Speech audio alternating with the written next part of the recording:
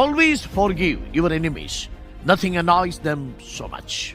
എപ്പോഴും നിങ്ങളുടെ ശത്രുക്കളോട് ക്ഷമിക്കുക, മറ്റൊന്നും അവരെ ഇത്രയധികം അലോസരപ്പെടുത്തില്ല. പ്രശസ്ത ഐറിഷ് എഴുത്തുകാരൻ ഓസ്കർ വൈൽഡിന്റെ വാക്കുകളാണ്. നിങ്ങളോട് തെറ്റ് ചെയ്തവരോട് ക്ഷമിക്കണം. അതിൽ ശരിക്കും പരാജയപ്പെട്ടു പോകുന്നത് തെറ്റ് ചെയ്തവർ തന്നെയായിരിക്കും.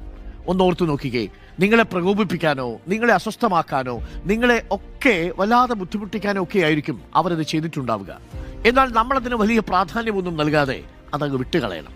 അത് കണ്ടാൽ നിങ്ങളോട് തെറ്റ് ചെയ്യുന്ന മനുഷ്യർ നിരന്തരം അസ്വസ്ഥരായിക്കൊണ്ടേയിരിക്കും.